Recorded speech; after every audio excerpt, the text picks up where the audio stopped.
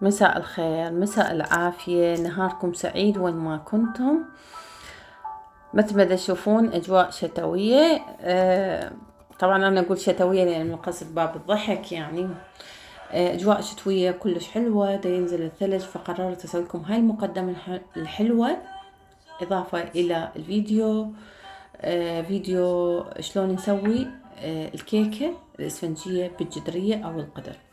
طبعا كتبت كل المكونات وطريقة العمل، لكن راح استغل هالمرة هذا الفيديو واسرد لكم او احكي لكم عن قصة احدى المتابعات، حابة تاخذ رأيكم بوضعها وشنو التصرف الصحيح، لانه فعلا هي محتارة وما تعرف شو تسوي ووضعها فعلا حرج. فقصة هذه المتابعة هي مرة كبيرة، عايشة حاليا مع 4 من أولادها بنفس البيت. هذا أول الأولاد متزوجين، يعني عندها جناين، وكل واحد عنده تقريبا فريق مال كرة سلة، يعني 6. عندها مجمل من أولادها 8 ذكور و3 بنات. البنات هم متزوجات لكن ما مكملات دراسيا وما عندهم وظيفة ومسؤولات من أزواجهم. طبعا هذه المرة زوجها توفى، تقريبا صار له 4 سنين من توفى. بعد ما عاشت وياه حياة انه معتمدة عليه، هو يسوق لها، هو يجيب لها، هو يوديها، هو كل شيء يعني بحياتها، بحيث هي حتى اذا تطلع تقول اني اتيه. هي مرة كبيرة بالعمر، 700 يعني العمر. فهذه المرة دا تعاني، مش شوف زين. عندها مشاكل صحية، ضغط، عندها سكر، ما تقدر تمشي اصلا. تقول اني اذا اطلع اتيه، يعني بعد ما توفى زوجها الله يرحمه ويرحم امواتنا جميعا، عانت ما عانت من الاولاد، عانت ما عانت من الجناين. حاليا عايشة مثل ما قلت لكم مع 4 أولادها، وهذول الأولاد متزوجين وعندهم أطفال. فتقول ما تقدر أتحمل. عدة مخلفة لها زوجها يعني أملاك وتقاعد، دا ياخذون التقاعد ودا ياخذون الأجارات، يعني اللي من الأملاك. فما تعرف شنو تسوي، لأنه إذا تشتكي على الجناين يرجعون يشدون وياها. تحكي ويا الأولاد يابا جهالكم هيجي شوية ربوهم، احكي وياهم، أني مرة كبيرة مدى ارتاح، أريد هدوئي، أريد قعدتي، أريد هذا كله ما يفيد. يابا مرتك هاي هيش دا تسوي بي، هيش دا تحكي وياي. حتى لو يحكي وياها، طبعا مو دائما، حسب ما افتهمت انه هي مو دائما الاولاد وياها، دائما يسمعوها كلام مو زين. دائما قاموا يتمنوا لها يعني الكلام جارح ويتمنوا لها الموت. والزوجات يتعاملون وياها تعامل مو زين. فإحدى صديقاتها نصحتها انه تطلع بيت واحد تأجر وتشتري راحة بالها آخر عمرها مثل ما نقول. بس هي مترددة من هذه الخطوة، وبنفس الوقت من أولادها سمعوا وتريد تطلع بيت واحد، إنه ما يعني منعوها، ما قبلوا، لأن يخافون من كلام الناس وحكي الناس، لكن ما خافون من رب العالمين. ردي إلها كان وين بناتك؟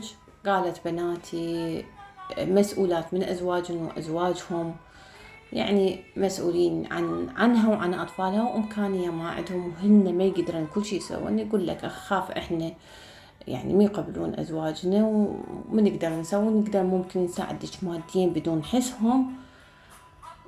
ونروح نرجع نقول أكو هواية بنات يكونن مهضمات، ويا مهضمات امشن وحدشن، وهذا من الباري سهمشن. هذا مثل مقيول يقول لنا أمهاتنا أمهات قبل. فكل من قسمتها بهاي الدنيا، يعني مختصر مفيد، بناتها كل شي ما يقدرن يسوون لنفسهن حتى يسوون لأمهن. وهي تقول لك أني بناتي أعرف وضعهن، فمالي لوم على البنات. أرجع وأقول ويسقي الساقي بما سقى. فاليوم يا جنة، اليوم أنتي جنة وأذيتي عمتك، باكر راح تصيرين أنتي عمه، وراح رب العالمين يذوقك اللي أنتي ذوقتيه لعمتك. حسبي الله ونعم الوكيل. فاللي تجرح بحجاية، اللي تأذي، اللي ما تخاف من الله، وانتو يا أولاد ما خفتوا الله بأمكم.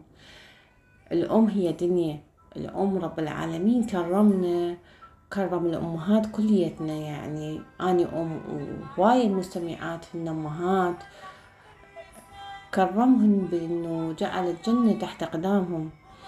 فالأم هي دنيا. اليوم أذيت أمك الخاطر مرتك، باكر أقوى شوف الله ايش راح يسوي بيك يا ابن. اليوم قاعدة أسمعها كلام وتتمنى لها الموت على مود تاخذ الورث، تسوي هذا الكلام كله. باكر عقبه رب العالمين حتى ما يخليك تتهنى بهذا الورث، لأنه أنت خليت أمك في موقف لا يحسد عليه. رب العالمين راح ينطيك ولد عاق أو بنية عاقة، راح يأذوك ويردولك إياها. ويسقي الساقي بما سقى، هذا مثل مقيول. فأتمنى من الجميع ينطون آرائكم لهاي المرة الكبيرة. شنو الحل اللي تقدر تسوي؟ لأن هي مكسورة جناح، تقول أني أخاف أأجر وأطلع بيت واحد، لأنه أولادي ما يقبلون ينطوني يعني أثاث، وتخاف ما تعرف شلون تقدر تطلع أغراضها. هاي شغلة. ثاني شغلة اللي تخاف من عنده، تقول أني إذا أطلع بيت واحد وأني ما أقدر، ما أندل وما أعرف ما أسوي، شلون بهيجي حالة بوحدي أعيش؟ أني شلون يعني شلون أني أخاف أتمرض بوحدي وأموت بوحدي؟ فوضعها بس الله اللي يدري بيه. يعني الصدق غير، يعني الوضع يقهر. يعني أنا من كانت تسولف لي القصة مالتها انقهرت وأبكي عليها. حسبي الله ونعم الوكيل. الله يجازي كل واحد ما يخاف من الله، الله يجازي كل واحد يأذي أمه إن شاء الله بالدنيا قبل الآخرة. والله يجازيكن يا كناين يا ظلمات. وأني شو أقول الله يشيل كل وحدة ما تخاف من الله. الله إن شاء الله ينتقم بصحتها قبل ما ينتقم بوحدة كنة إلها إن شاء الله. لأنه هي شو ما تكون أم، ربت كبرت انطت، يعني اللي وصلت واللي ما وصلت هو يتبع هو الشخص إذا طموح ولا لا. بس إحنا كليتنا أمهات. أنا اليوم بنتي متى تخربط وتتمرض أقول أمي شلون ربتني، شلون وصلتني هذا العمر. الله يساعد أمي شلون ربتنا، الله يساعد أمي شلون تحملت، شلون شافت الأمور بحياتها، شنو شافت، شلون وصلتنا لهالعمر وهالمرحلة. فالأم دنيا، الأم دنيا. أتمنى الكل يعلق، أتمنى الكل ينطي رأيه بهذه القصة، نقدر نساعد هاي المرأة الكبيرة. يا ريت جميع يكتب تعليقاته، بلكي نلقى حلول لهذه المرة بصيغة أو بأخرى. أني رأيي كان إنه هي تأجر بيت تقعد بوحدها، تكسب راحتها، تقعد يم ناس طيبين. ما تزال أكو طيبة، أكو ناس طيبة لو خليت قلبت.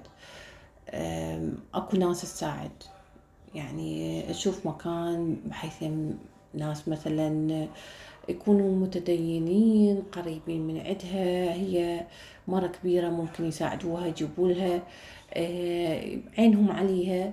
أفضل تحفظ كرامتها وتحفظ نفسها وفلوسها، بما أنه هي عندها راتب تقاعدي، وتعوف الجمل بما حمل وتخليهم يتندمون على اليوم اللي يعني سووا بيها. وإن شاء الله يجازي كل واحد ما يخاف من الله، سواء أبو أمه أو أي واحد. إن شاء الله الله بالمرصاد، والله ما ينسى عبده، ومثل ما ينسى النملة أو أي كائن الله يخلقه، أكيد الله ما راح ينسى هاي المرة الكبيرة. فيا ريت الكل يعلق، ويا ريت الكل ينطي رأيه بهذه القصة وهذا الفيديو الحلو. تحياتي لكم وين ما كنتم، وإن شاء الله أيامكم كلها سعادة.